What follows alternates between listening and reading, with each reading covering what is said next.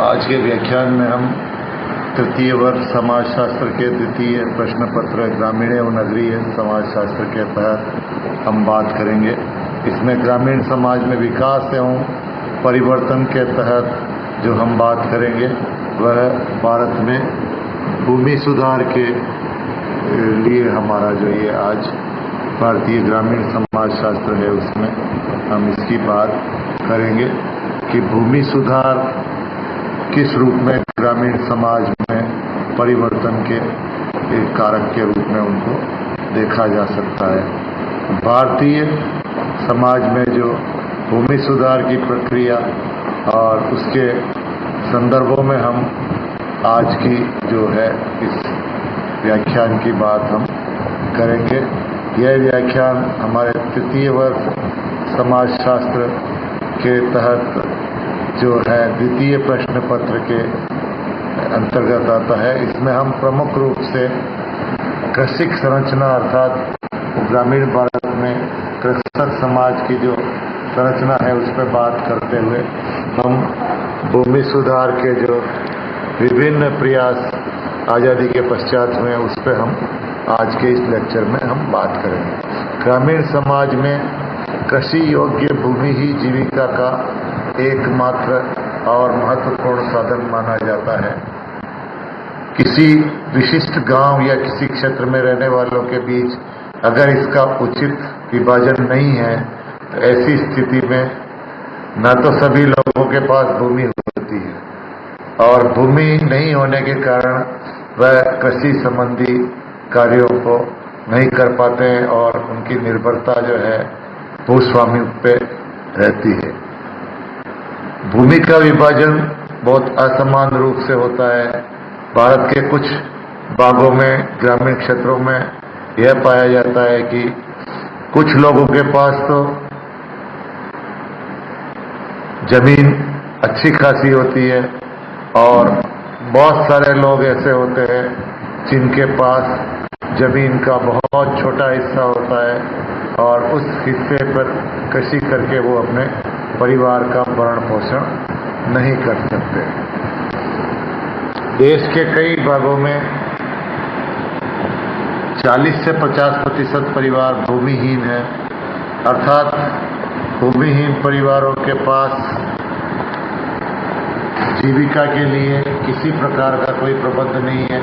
वो कृषि मजदूरी या अन्य प्रकार का जो काम है वो करते हैं और इससे ये स्पष्ट होता है कि जिनके पास अच्छी खासी भूमि है वो परिवार बहुत अच्छी अवस्था में है और जो भूमिहीन है वो बड़ी संख्या में जनसंख्या है लोगों की ग्रामीण क्षेत्रों में और वो गरीबी रेखा के नीचे अपना जीवन यापन करते हैं।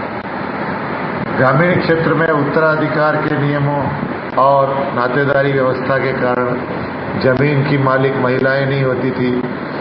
कानून में महिलाओं को पारिवारिक संपत्ति में बराबर हिस्से नहीं मिल पाती थी। उनके सीमित अधिकार होते थे और भूमि के अधिकार पर भी पुरुष मुखिया का ही जो है इसमें प्राचीन समय में स्वामित्व हुआ करता था। भूमि स्वामित्व के विभाजन अथवा संरचना के संदर्भ में कृषक संरचना का इस्तेमाल किया जाता है क्योंकि ग्रामीण क्षेत्रों में कृषि योग्य भूमि ही उत्पादन का सबसे महत्वपूर्ण स्रोत है। भूमि ग्रामीण संरचना को वर्ग व्यवस्था का आधार देता है, अर्थात कृषि उत्पादन की प्रक्रिया में प्रमुख रूप से जो है वह भूमि का आपके पास स्वामित्व होना आवश्यक है। मध्यम और बड़ी जमीनों के मालिक कृषि से पर्याप्त जीविकोपार्जन ही नहीं बल्कि अच्छी आमदनी प्राप्त कर लेते हैं, जबकि गरीब मजदूर जो कम भूमि के स्वामी हैं अर्थात उनके पास भूमि नहीं है या जो भूमि है वह उपजाऊ नहीं है, उस स्थिति में उनकी आमदनी बहुत कम होती है, उनका रोजगार असुरक्षित होता है और अधिकांश कृषि मजदूर रोजाना दिहाड़ी कमाने वाले होते हैं और साल के बहुत अधिक दिनों में उनके पास कोई काम नहीं होता है और वो बेरोजगारी का सामना करते हैं। आमदनी बहुत कम होती है और उनकी स्थिति बहुत गरीब रहती है। कृषक समाज को उसकी वर्ग संरचना के आधार पर हम पहचान सकते हैं, परंतु जाति व्यवस्था भी इसमें एक महत्वपूर्ण घटक है। जाति का जो संस्तरण है उसमें जो ऊंचे स्तर पर लोग जो विद्यमान हैं उनके पास भूस्वामित्व अधिक होता है। प्रभु जातियां जो डोमिनेंट कास्ट है उनके पास भूस्वामित्व अलग होता है।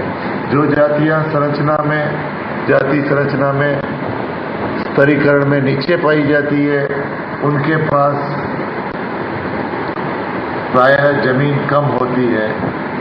एम.एन. श्रीनिवास ने जिन जातियों को प्रभु जाति का नाम दिया है वे प्रभु जातियां भूस्वामी होती है तथा अधिकांशतः उनके संसाधनों पर उन्हीं का स्थान होता है।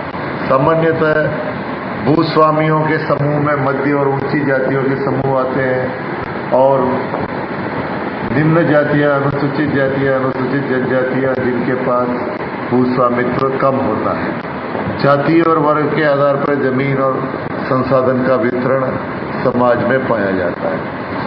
इसके कारण जो अधिक भूमि के स्वामी हैं वो उनका प्रभुत्व होता है। जिनके पास भूमि नहीं है वो गरीबी और एक कमजोर स्थिति में अपना जीवन यापन करते हैं। भूमि सुधार के परिणाम क्या हुए हमारे देश में, इसको हमको औपनिवेशिक काल से देखना पड़ेगा। भारत में ऐतिहासिक कारणों में अगर हम जाते हैं तो हम ये देखते हैं कि एक या दो मुख्य समूहों के जो स्वामित्व में जमीनें रहती थी। कृषि संरचना से पूर्व औपनिवेशिक काल में स्वतंत्रता से पहले जो प्रभु जाति थी वही कृषक जाति थी। वे प्रत्यक्ष रूप से जमीन के मालिक जमींदार हुआ करते थे और इसके बाद कालांतर में कृषक भूमि पर कार्य करते थे और उसके बदले में उनको फसल का एक निश्चित भाग मिलता है।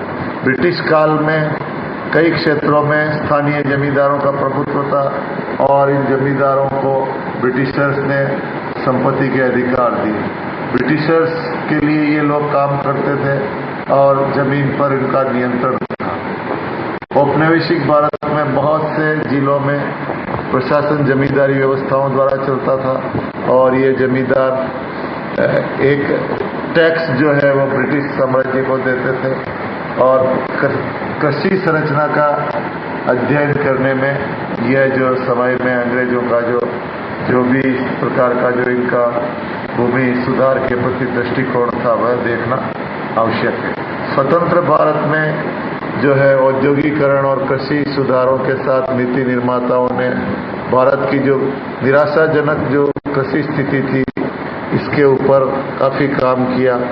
भारत में अनाज का आयात करना पड़ता था।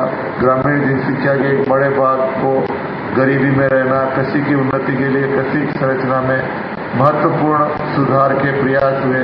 उसमें भूस्वामित्व और भूमि के बंटवारे की व्यवस्था में सुधारों को काफी महत्व दिया गया।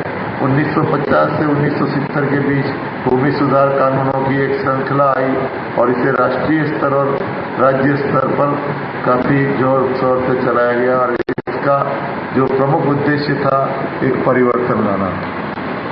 भूमि सुधार विधेयक में जो सबसे पहला महत्वपूर्ण परिवर्तन आया वह जमींदारी व्यवस्था को समाप्त करने का था और इससे उन बिचौलियों को काफी नुकसान हुआ जो कृषक और राज्य के बीच में थे। भूमि सुधार के लिए पास किए गए कानूनों में संभवतः यह सबसे प्रभावशाली कानून था और महत्वपूर्ण क्षेत्रों में भूमि पर जमींदारों के उच्च अधिकारों को दूर करना, उनकी आर्थिक और राजनीतिक शक्तियों को कम करने में सफल हुए। इसके लिए भूस्वामियों और कृषकों की जो स्थिति है उसमें काफी परिवर्तन आया। जमींदारी उन्मूलन से भूस्वामित्व, सामंतवाद, पट्टेदारी, साझा कृषि व्यवस्था, इसमें कई सारे परिवर्तन आए। कृषि समाज की संरचना बहुआयामी है और इसमें कई तरह के जो है चीजें दिखाई देती है। भूमि सुधार कानूनों के अंतर्गत अन्य मुख्य कानून था पट्टेदारी का उन्मूलन और नियंत्रण और नियमन अधिनियम। पट्टेदारी को पूरी तरह से हटाने के प्रयास किए गए, किराए के नियम बनाए गए ताकि पट्टेदार को कुछ सुरक्षा मिल सके। अधिकांश राज्यों में यह सब कानून प्रभावशाली तरीके से लागू नहीं हुए। पश्चिम बंगाल और केरल में कृषि संरचना में आमूलचूल परिवर्तन आए और जिसमें पट्टेदारों को जो है भूमि अधिकार दिए गए। भूमि सुधार के लिए जो है हदबंदी अधिनियम बना। इस कानून के लिए किसी एक विशिष्ट परिवार के लिए जमीन रखने की एक उच्चतम सीमा तय कर दी गई और इस हदबंदी के कारण बहुत से क्षेत्रों में जो जिनके पास बहुत अधिक जमीन थी उनकी जमीनों को भूमिहीन परिवारों को तय श्रेणी के आधार पर वितरित किया गया। कृषि संरचना के अंदर जो परिवर्तन हुए बहुत देश में भिन्न भिन्न स्तर पर हमको इसमें देखने को मिलते हैं। विभिन्न राज्यों में भूमि सुधार की जो प्रगति हुई वो उसकी जो वितरण है असमान था। अगर हम व्यापक तौर पर कहें तो औपनिवेशिक काल में अब तक वास्तव में परिवर्तन आया, पर अभी भी भूस्वामित्व को लेकर बहुत अधिक असमानता बची हुई है और इस संरचना ने कृषि संबंधी उपज पर ध्यान खींचा। भूमि सुधार न केवल कृषि उपज को अधिक बढ़ाने के लिए बल्कि ग्रामीण क्षेत्रों से गरीबी हटाने और सामाजिक न्याय को देने के लिए भी आवश्यक है। भूमि सुधार के साथ साथ जो काम हुआ वो हरित क्रांति 1960-70 के दशक में हरित क्रांति द्वारा उन क्षेत्रों में महत्वपूर्ण परिवर्तन हुए। हरित क्रांति आधुनिकीकरण का एक कृषि आधुनिकीकरण का एक सरकारी कार्यक्रम है जिसके तहत आर्थिक सहायता अंतर्राष्ट्रीय संस्थाओं द्वारा दी गई तथा यह अधिक से अधिक उत्पादकता, संकर बीज, कीटनाशक, रासायनिक खाद और कृषक के लिए अन्य निवेश देने वाली जो चीजें थी उस पर केंद्रित थी। हरित क्रांति का कार्यक्रम जहां सिंचाई का समुचित प्रबंध था, नए बीज तथा कृषि पद्धति हेतु समुचित जल की आवश्यकता जहां थी वहां लागू किया गया। यह कार्यक्रम मुख्यतः जहां चावल और गेहूं का उत्पादन करने पर लक्षित था। इसके परिणाम स्वरूप हरित क्रांति के पैकेज की प्रथम लहर पंजाब, पश्चिमी उत्तर प्रदेश, तटीय आंध्र प्रदेश, तमिलनाडु के इन क्षेत्रों में त्वरित सामाजिक तथा आर्थिक परिवर्तनों को जो है देखा गया। नई तकनीकी द्वारा कृषि उत्पादकता में अत्यधिक वृद्धि हुई। दशकों के बाद भारत में खाद्यान्न के उत्पादन में स्वावलंबिता आई और इस स्वावलंबिता से भारत खाद्यान्न को लेकर सक्षम हुआ। हरित क्रांति सरकार तथा इसमें योगदान देने वाले वैज्ञानिकों की एक महत्वपूर्ण उपलब्धि थी, परंतु इसके नकारात्मक सामाजिक और पर्यावरण के विपरीत प्रभाव भी हरित क्रांति से दिखाई देने लगे। इसमें भूमि की उर्वरा शक्ति समाप्त होना एक प्रमुख कारण के रूप में देखा गया।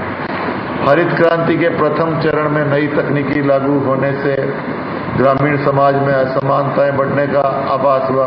हरित क्रांति की फसलें अधिक लाभ की थी, इससे अधिक उत्पादन होता था। अच्छी आर्थिक स्थिति वाले किसान जिनके पास जमीन और पूंजी, तकनीकी जानकारी थी, नए बीज और खाद में पैसा लगा सकते थे, वे अपना उत्पादन बढ़ाया और अधिक कमाई की। हालांकि कई जो छोटे भूस्वामी थे वो हरित क्रांति का बहुत अधिक फायदा नहीं ले पाए। पंजाब, मध्य प्रदेश के क्षेत्रों में कृषि उपकरणों का बोलबाला हुआ और कृषि से काफी उनको फायदा होने लगा।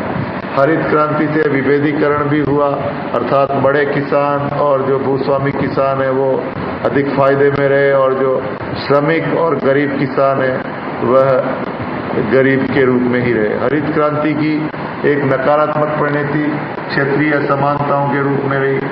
जहां तकनीकी परिवर्तन हुआ वो क्षेत्र अधिक विकसित हो गए और जहां तकनीकी परिवर्तन नहीं हुआ वहां पिछड़ापन और कृषि की प्रारंभिक अवस्था ही रही। जहां सामंतवादी कृषि संरचना आज भी सुस्थापित है, उन क्षेत्रों में हरित क्रांति ने वैज्ञानिक पद्धति के आधार पर प्रयोग करते हुए कृषकों की दिशा में काफी सुधार हुआ।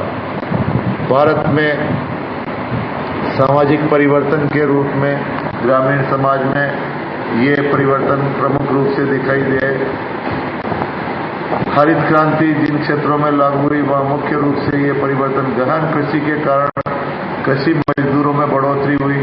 भुगतान में समाज के स्थान पर वस्तु के स्थान पर नकद भुगतान प्रारंभ हुआ। पारिवारिक बंधनों में शिथिलता आई, अर्थात भूस्वामी एवं किसान या कृषि मजदूरों के मध्य पुश्तैनी जो संबंध थे वो खत्म हुए और मुक्त दिहाड़ी मजदूर वर्ग का उदय हुआ जो कहीं भी मजदूरी करने के लिए स्वतंत्र थे। तो इस प्रकार हरित क्रांति और भूमि सुधार से भारतीय समाज में, कृषि समाज में, ग्रामीण समाज में कई प्रकार के परिवर्तन परिलक्षित हुए। धन्यवाद।